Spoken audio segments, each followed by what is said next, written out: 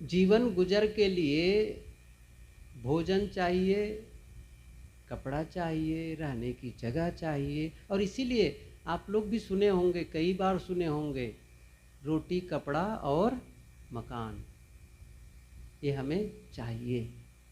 तो जीवन गुजर के लिए रोटी, कपड़ा और मकान चाहिए, सत्संग क्यों चाहिए? सत्संग के बिना तो जीवन चलेगा ही। अब सत्संग में आप चाहे भागवत कथा मानो, चाहे स्वतंत्र सत्संग मानो, कुछ भी हो, इसकी क्या ज़रूरत है हमको? इसकी भी ज़रूरत है। क्या ज़रूरत है? देखिए, जीवन गुजर के लिए, जीवन गुजर के लिए रोटी, कपड़ा और मकान, लेकिन जीवन सुधार के लिए सत्संग। सत्संग क्यों? जीवन सुधार के लिए। केवल रोटी खाएं, कपड़ा पहने, किसी मकान में रहें, इससे इतने मात्र से जीवन नहीं सुधरता है। आप देखें आसपास के लोगों को, और भी दूर दराज जिनसे भी आपका बहुत सारे लोगों से परिचित है, तो भोजन तो रोज करता है वो आदमी, कपड़ा भी पहनता है, रहने कोई न कोई मकान में रहता है, तो क्या उनका जीवन सुधरा हुआ है? कैसा है? आप कल्पना करिए, एक है सुधरा हुआ जीवन और दूसरा है बिगड़ा हुआ जीवन। सभी समझ रहे हैं अंतर को? एक सुधरा हुआ जीवन, सुंदर जीवन, और एक बिगड़ा हुआ जीवन, उबड़ खाबड़ जीवन। आप इसको समझे, एक रास्ता हो जो उबड़ खाबड़ हो, किसी सड़क पर चलना हो और वहाँ कहीं गड्ढा हो, कहीं पत्थर हो, कहीं घास के कटीले पौधे हों। अब आपको गाड़ी से जाना हो तो थोड़ा कठिनाई होगी, अब थोड़ा नहीं ज़्यादा कठिनाई होगी। आप चाहे बाइक से जाएं चाहे कार से, वो स्पीड नहीं, वो गति नहीं होगी जिससे आपको जो जा सके, जो क्षमता है। देखिए, कार की क्षमता जितनी है उसका उपयोग नहीं कर पाएंगे, बाइक की क्षमता जितनी है उसका उपयोग नहीं कर पाएंगे, क्योंकि रास्ता सही नहीं है। आप अपना खुद भी चलेंगे तो भी भय बना रहेगा, कहीं चोट न लग जाए, कहीं गड्ढे में पैर न पड़ जाए, तो तेजी से नहीं चल पाएंगे, दौड़ना तो और कठिन होगा। लेकिन सड़क एकदम साफ और एकदम सपाट सुंदर हो तो फिर कार से चलना भी आराम, बाइक से चलना भी आराम, और पैदल चलना तो आराम ही है। ऐसे ही जीवन जब उबड़ खाबड़ होता है तो फिर बस जीवन को जीने में आनंद नहीं आता है, और जब खुद को आनंद नहीं आएगा तो आसपास के लोगों को कहाँ से आनंद मिलेगा? आसपास के लोगों को भी उसका प्रभाव पड़ेगा। लेकिन जिसका जीवन सुंदर है, सुधरा हुआ है, तो वो फिर आनंद का अनुभव करता है, सुख का अनुभव करता है। और फिर क्या होगा? जब वो आदमी कोई सुखी रहने लग गया तो उसके आसपास के लोग भी सुखी होने लग जाते हैं, आनंद का अनुभव करने लग जाते हैं। आप ख्याल करो, जैसे कोई किसी आदमी के बारे में आप जानते होंगे जो शराब पीता है, सिगरेट पीता है, और तम्बाकू भी खा लेता है, कभी कभी गांजा भी पी लेता है, और मांस भी खा लेता है, अंडा मांस भी खाता पीता रहता है। तो क्या होगा? जब शराब का नशा करके जब आएगा तो क्या होगा?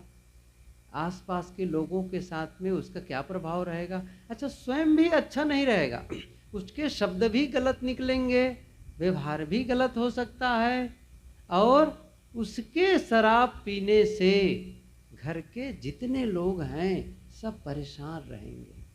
होता यही है। होता क्या है? शराब पीकर जब कोई आदमी कोई शराब पीने की आदत डाल लेता है तो उसकी पत्नी, उसके बच्चे, उसके घर वाले, उसके माता पिता सब परेशान रहते हैं। क्योंकि जिस धन का उपयोग अपने लिए, बाल बच्चों के लिए लगाना चाहिए, उस धन को कहाँ डाल रहा है? शराब में डाल रहा है, शराब में डाल रहा है। या जुआ खेलने की आदत है।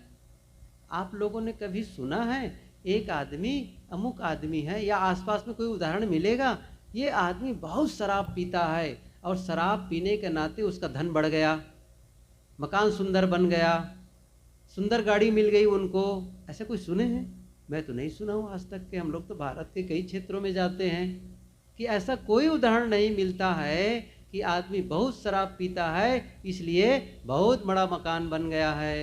ऐसा नहीं है। या फिर उसकी बड़ी प्रशंसा होती है। ऐसे कोई सुने हैं? कोई नहीं सुना होगा, कोई नहीं सुना होगा। बल्कि देखेंगे जो अधिक शराब पिएगा, जो जुआ खेलने की आदत जिसकी हो जाएगी और जिसकी आचरण भी अच्छा ना हो, पराई स्त्री पराये पुरुष के प्रति उनकी रुझान हो, मन हो, गलत आचरण हो, किसी के मुंह से उसकी प्रशंसा नहीं सुनोगे।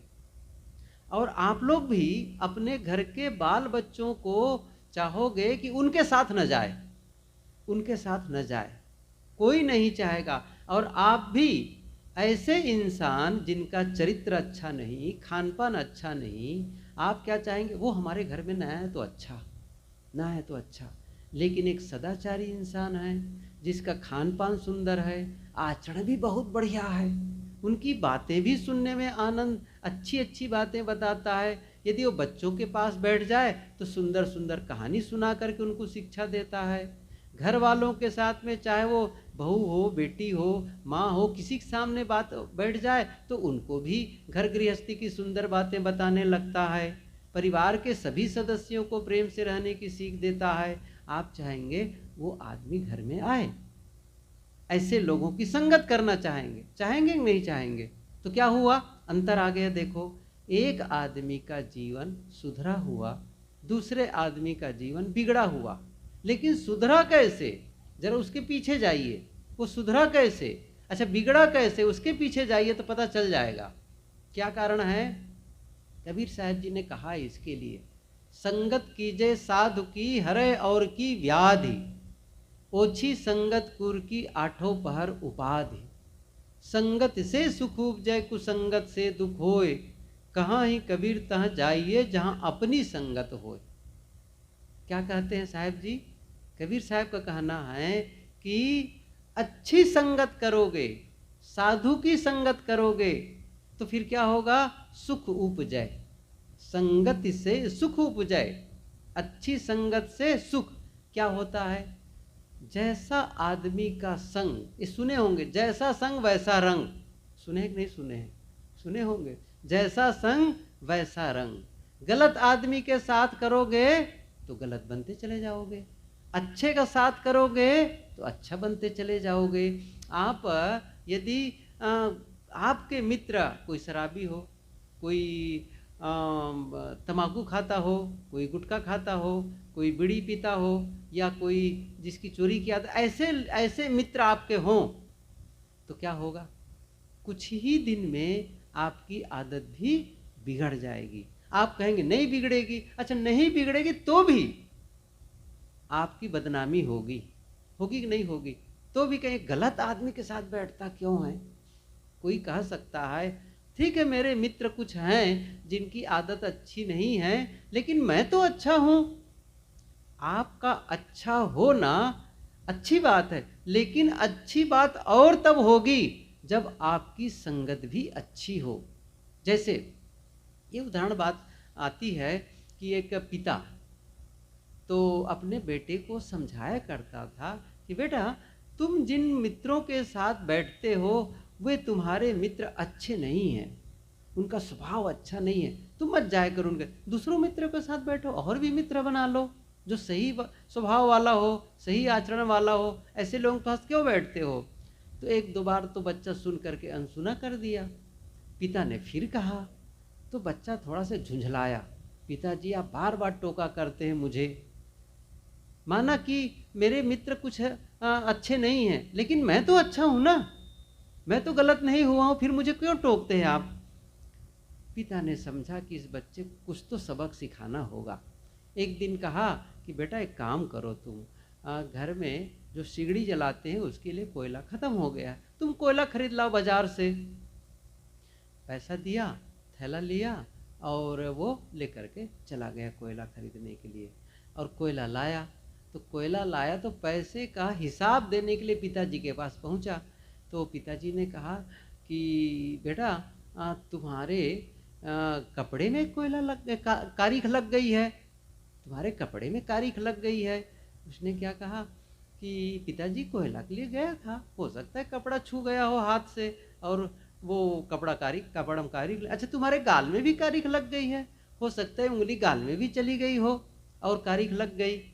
तब पिता ने कहा देखो बेटा, कोयले में आग नहीं थी इसलिए जलाया तो नहीं, लेकिन कारीख लगा दी, दाग लगा दिया ना। कोयले का क्या है, कोयले की संगत करोगे, यदि वो जलेगा, जलता होगा तो जलाएगा और बुझा होगा तो कारीख लगाएगा, कारीख लगाएगा।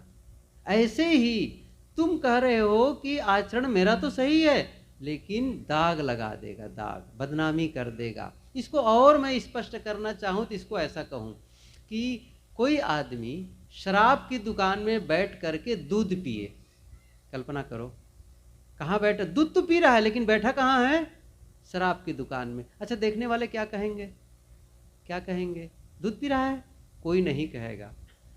संगत, स्थान, प्रभाव पड़ता है। आप अच्छे घराने के हैं, एक सभ्य परिवार से आप आते हैं, घर में भक्ति भावना का भाव है सबका, सभी लोग सदाचारी हैं, और आप गलत रास्ते पर जाने लगोगे, लोग क्या कहेंगे।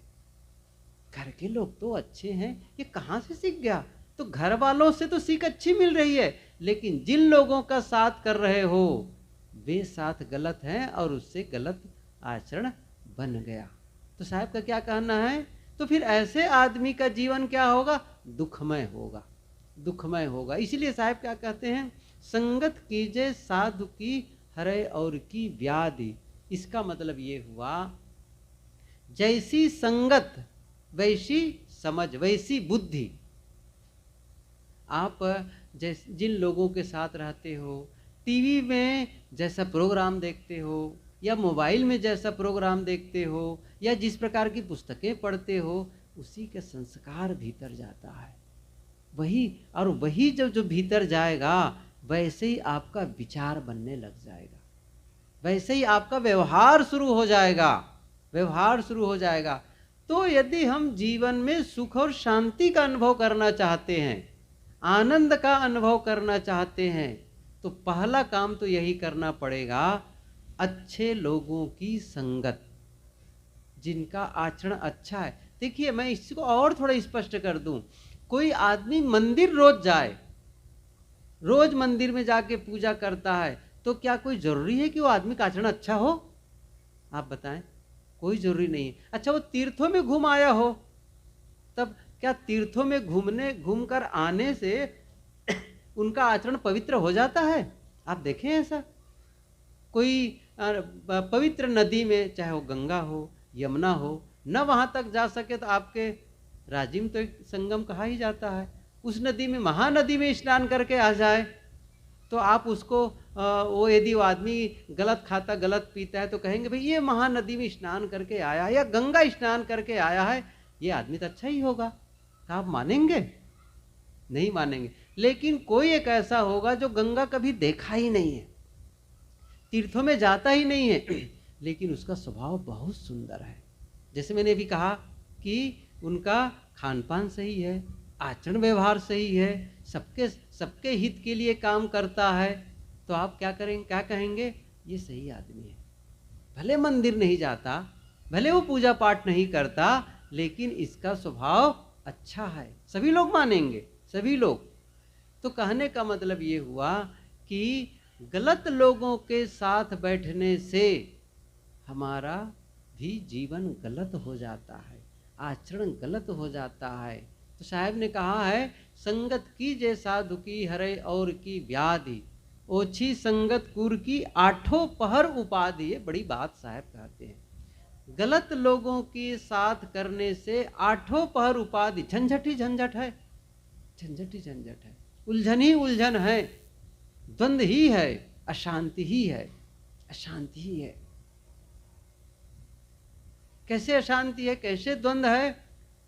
देखिए पहली बात तो आप जिन लोगों के साथ जाओगे वही चर्चा में उलझे रहोगे, क्योंकि वही चर्चा करेंगे वो लोग, गलत गलत चर्चा करेंगे। गलत लोगों के पास जाओगे तो कभी नहीं पूछेंगे, कहो भैया आपका जीवन आनंद से है? कभी कोई अच्छी पुस्तकों को पढ़ लेते हो?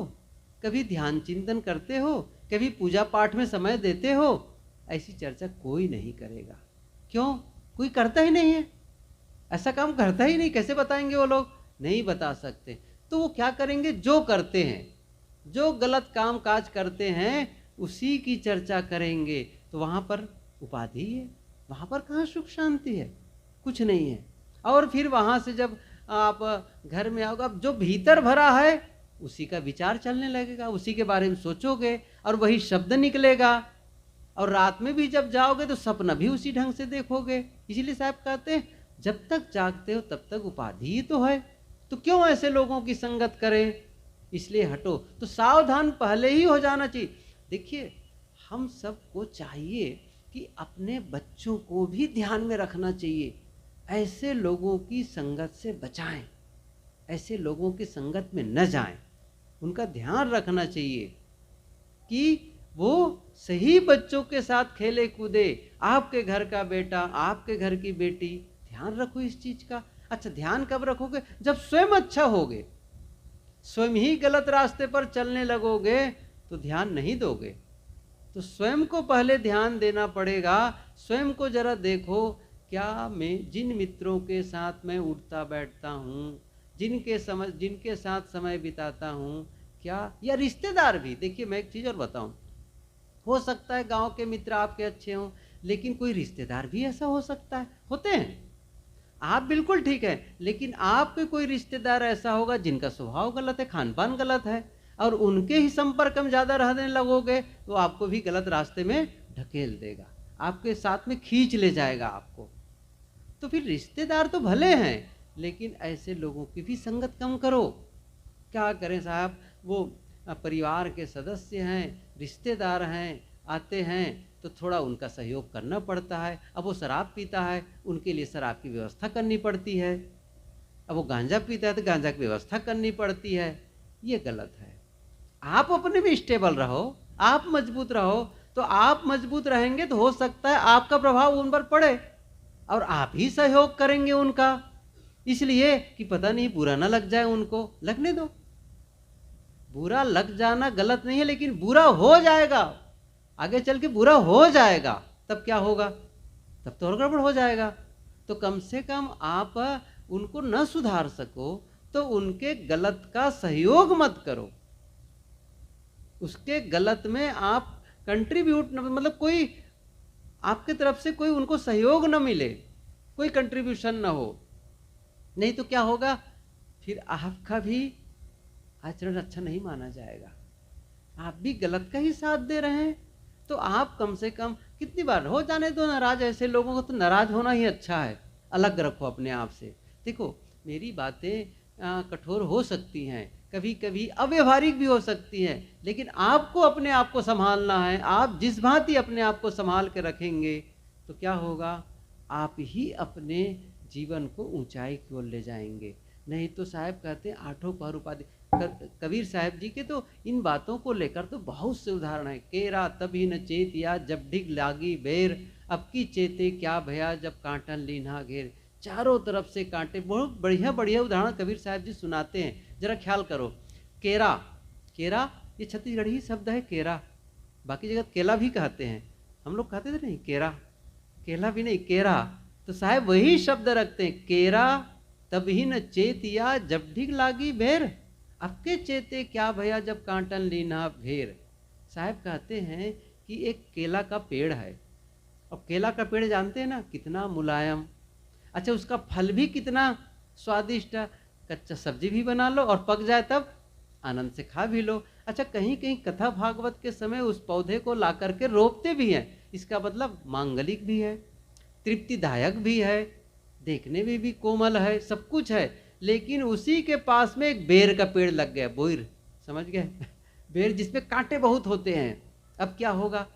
बेर का पेड़ बड़ा हो गया और उसकी डालियां फैल गई। फिर क्या होगा? जब जैसे हवा चलेगी और केले के पत्ते जब हिलेंगे और उस पेड़ के कांटों से जब टकराएगा और टकराएंगे वो पत्ते, तब क्या होगा?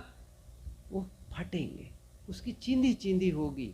कबीर साहब क्या कह रहे हैं, केरा तभी न चेतिया, क्यों सावधान नहीं हो गए जब वहां पर बेर का पेड़ लगा था, और अब तो चारों तरफ से पेड़ का पेड़ घेर लिया है, अब से इतने से क्या होगा।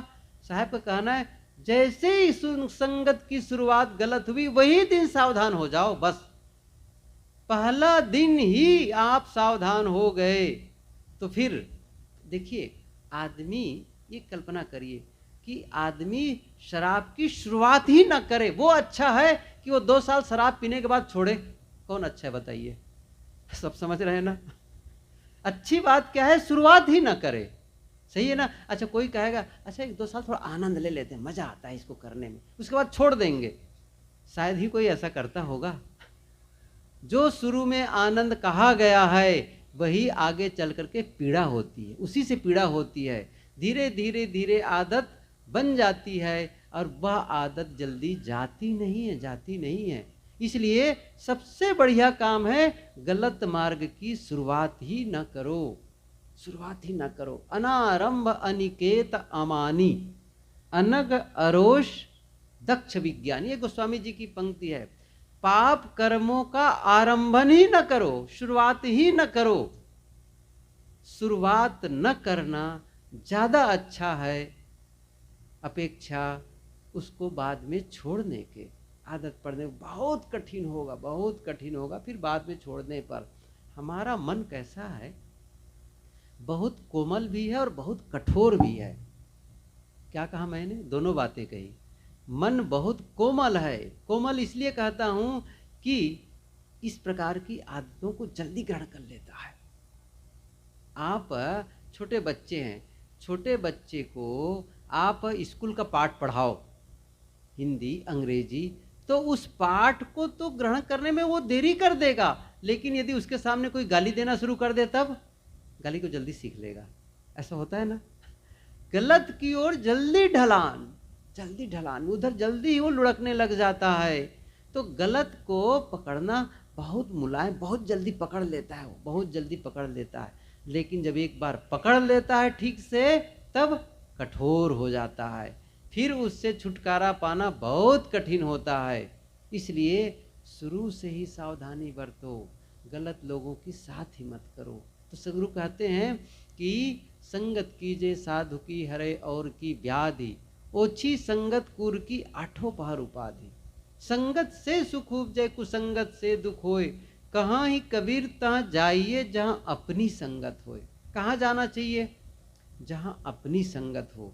जहाँ अपनी संगत का मतलब अपने लोग का मतलब ये हुआ कि हम जीवन में चाहते क्या हैं।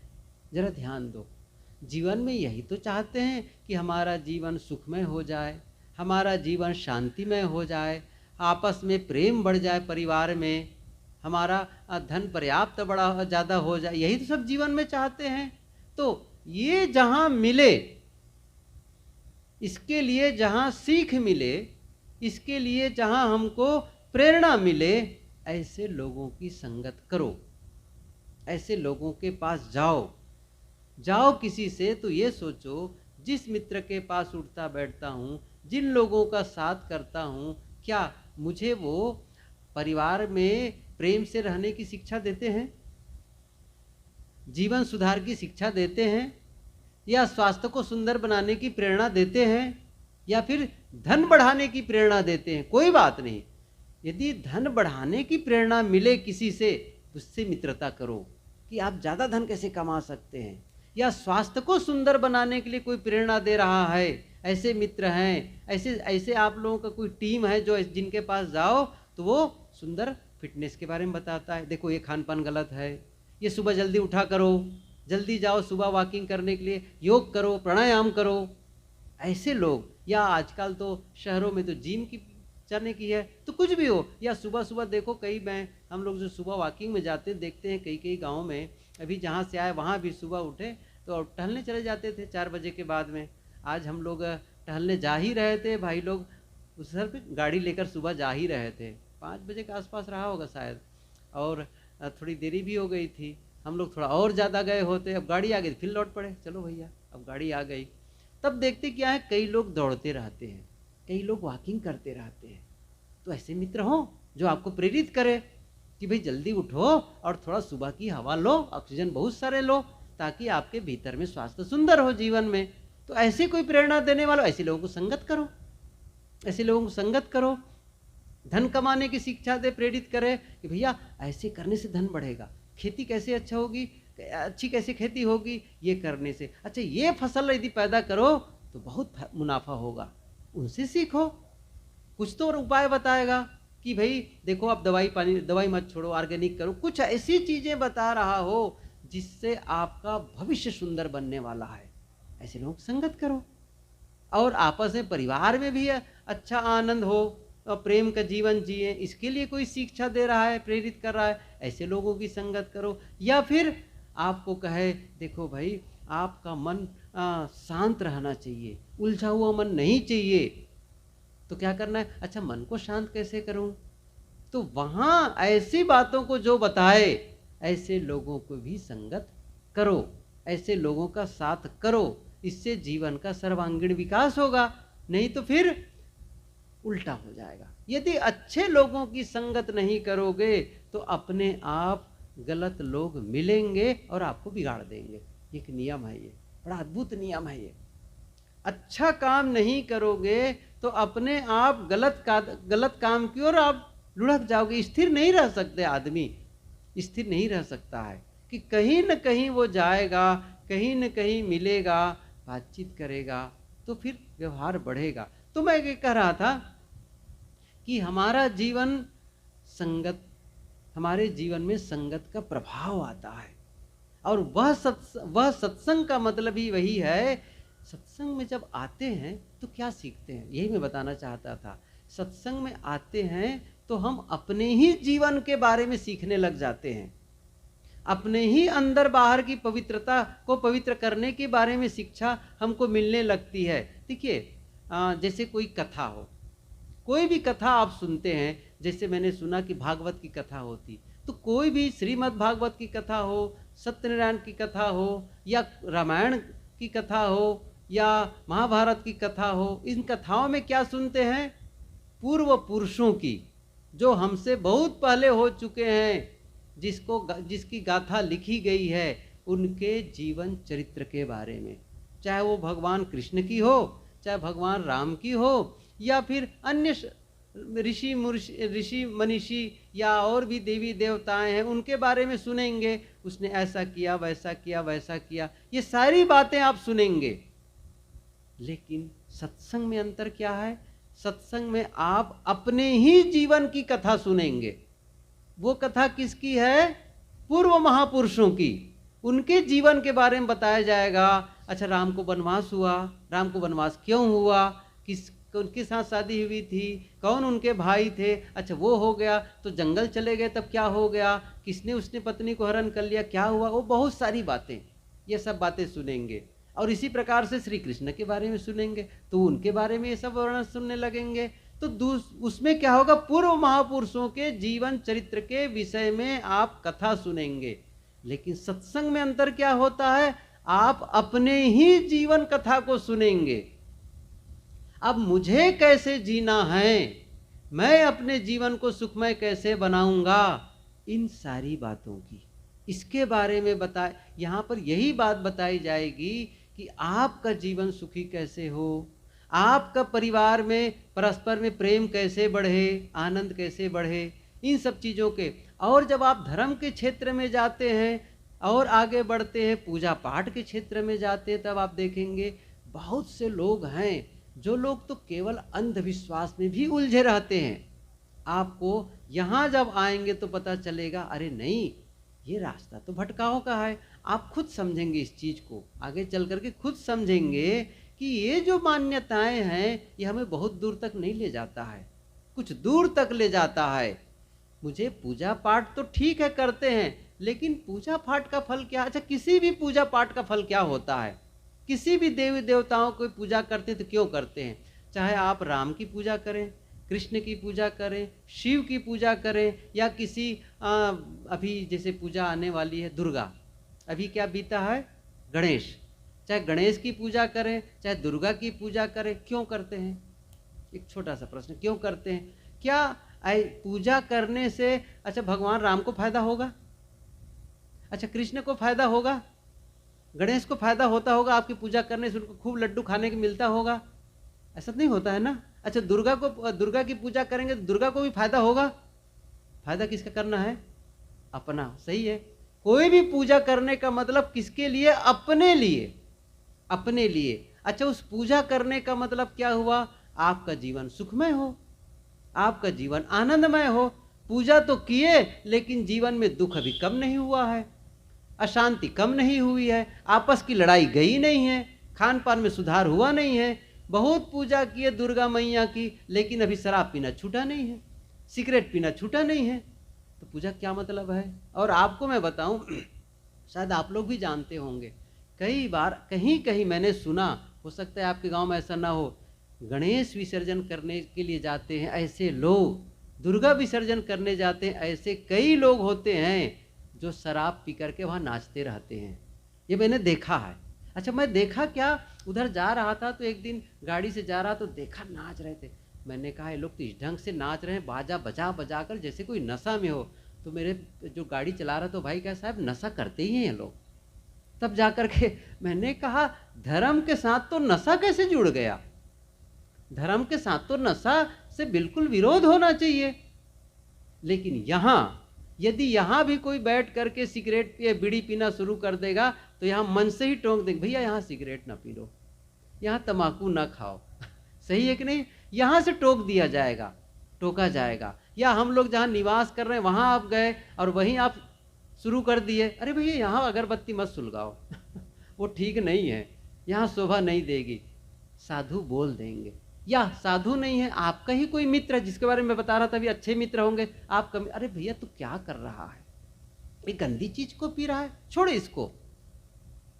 टोकेंगे कि नहीं टोकेंगे? क्यों? ये बोलता है, ये जिंदा प्राणी है, आपके उसके अंदर समझ है, और जो उनके अंदर सही समझ है आपके भीतर भी वो सही समझ डालेगा।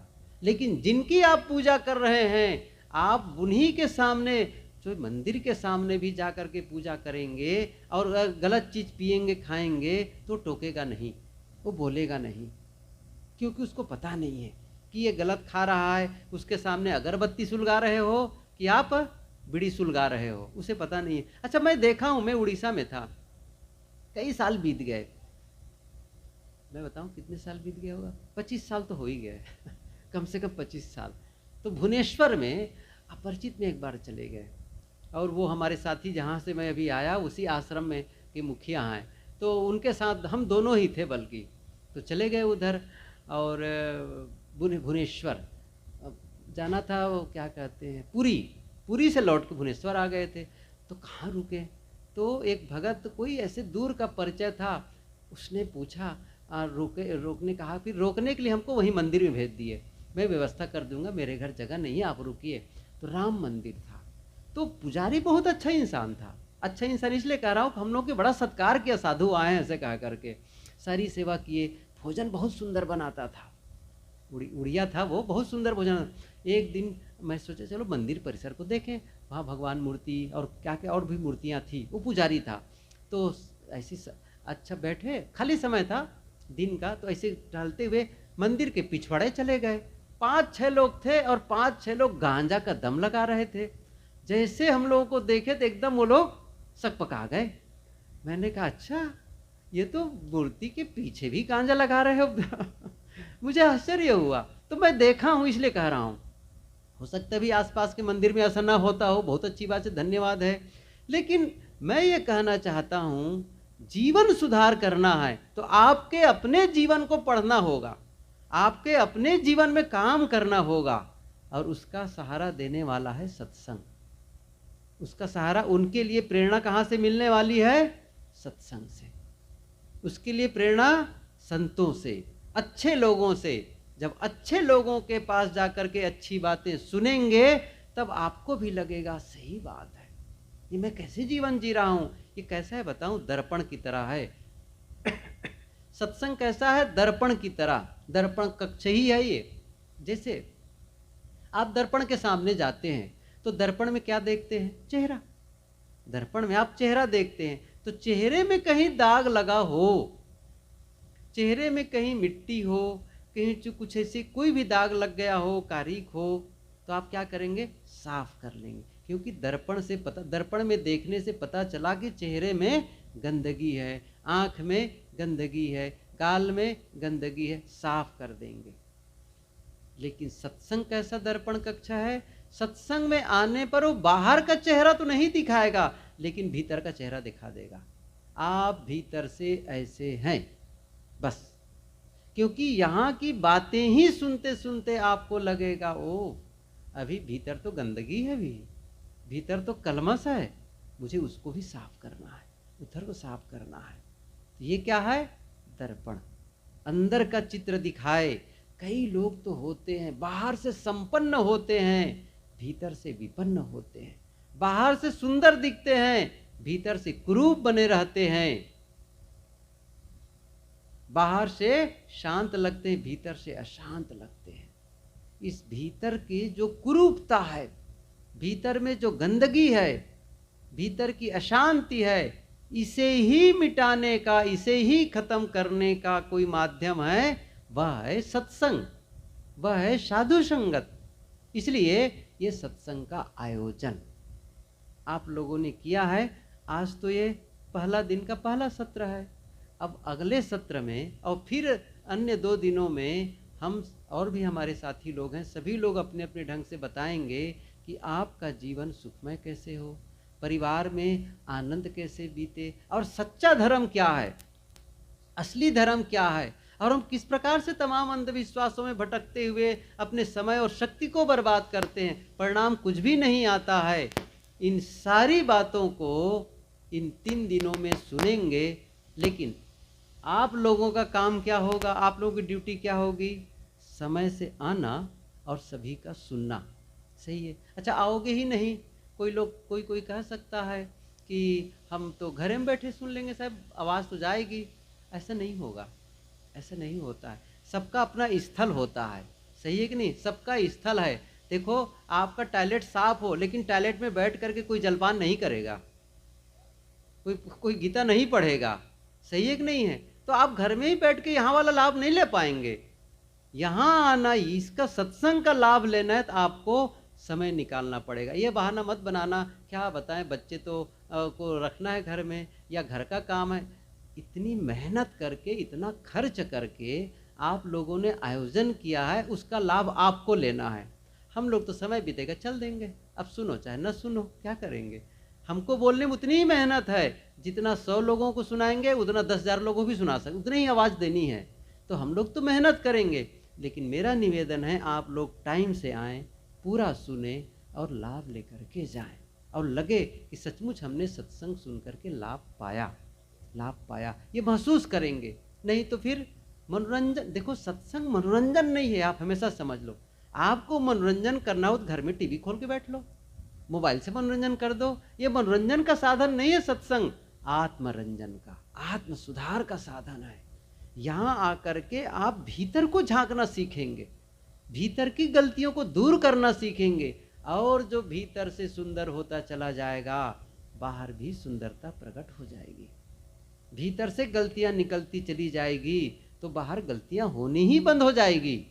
इसलिए अंदर सुधार करना है, और अंदर सुधार करने के लिए अंदर क्या जाएगा? वो विचार ही जाएगा उसको ठीक करने के लिए, वो शब्द ही जाएगा जो भीतर जाएगा आपके, और वो ठीक करेगा। इसलिए आप सत्संग में समय से बैठें और लाभ लें। टाइम हो रहा है, आगे चूँकि 3 बजे से फिर से आना है, तो समय से बंद करेंगे तो समय से यहाँ पर आना होगा। आप सब इतने लोग इकट्ठे हुए पहले दिन, पहली बार सत्संग में, हम तो बहुत खुश हैं इतने लोगों से। आप सभी और भी अपने आसपास के साथियों को लाइए और भी संतों के विचार सुने। मैं अपनी वाणी को विराम देता हूँ। साहेब वंदे। बोलिए सद्गुरुदेव की जय।